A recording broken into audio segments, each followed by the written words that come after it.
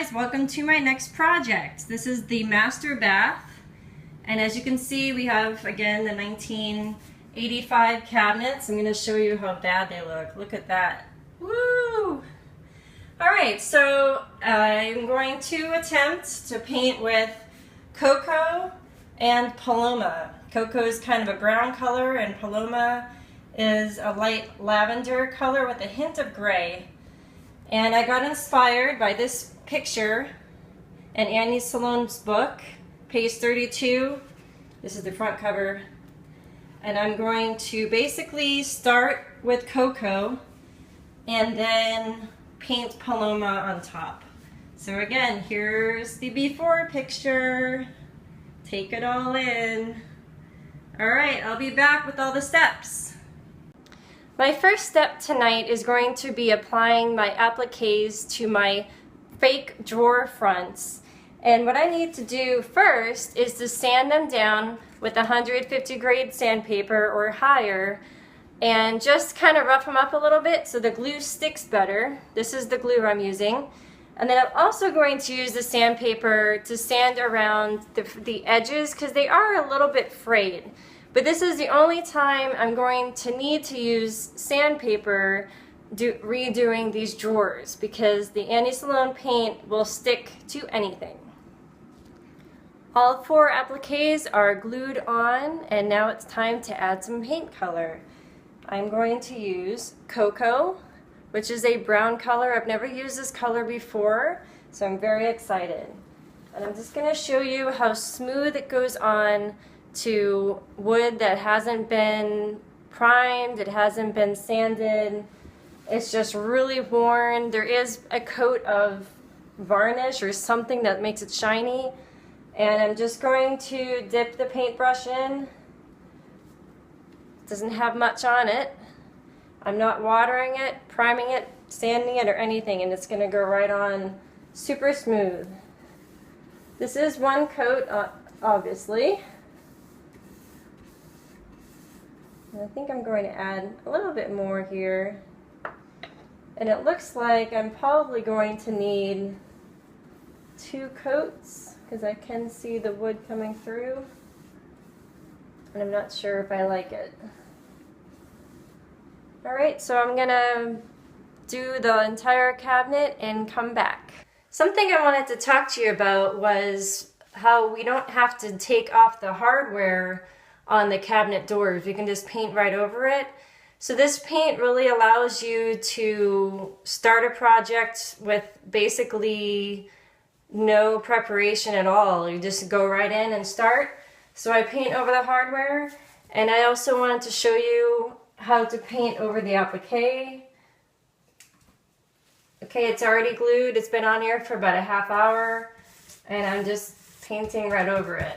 I like to jab the paint in just to get in all the little nicks and crannies. This big brush is great for getting a large surface area, and then I use my smaller brush to get the paint really in there. So I just wanted to show you a few of these techniques, and I'm liking the look of one coat so far because it does bring out a little bit of the wood grain, which kind of makes a natural distressed look. So I'll show you that in the next video. This is what one coat of Cocoa looks like on the cabinet. I really like it. There's a little bit of the wood coming through since it is one coat, but I'm going to keep it. It gives it a little bit of a distressed look, but also brings the warmth from the wood into the paint. So that's something new that I'm going to try. I've never really done one coat of paint before.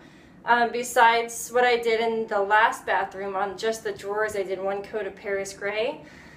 So this will be different, and just going again with the theme of what I found in Annie Sloan's book.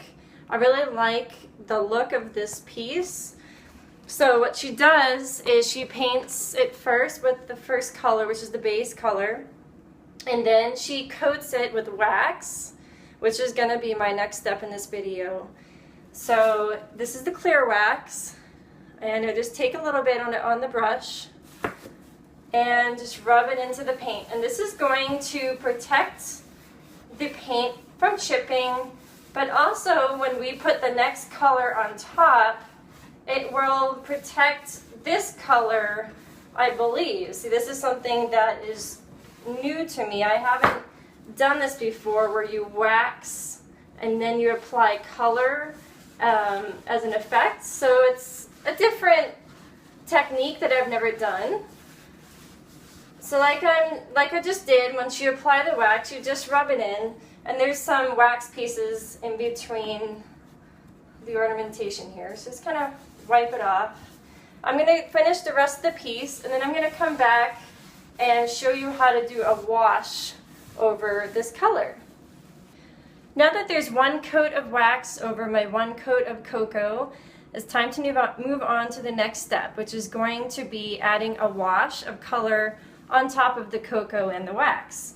This case, I'm going to be using color Paloma, which is like a lavender color, and I diluted it by adding water from a spray bottle. And I like doing this instead of in the sink because you have more control about how much water you put in it. And now it's definitely a more watery consistency.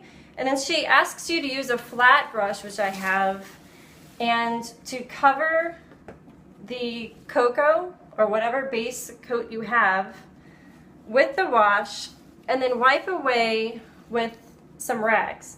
And these are from Walmart. I think there's something called like a flower, they're like flower rags or something. So this is what we're going to do. It's going to wipe it on. I think I actually might add some more water.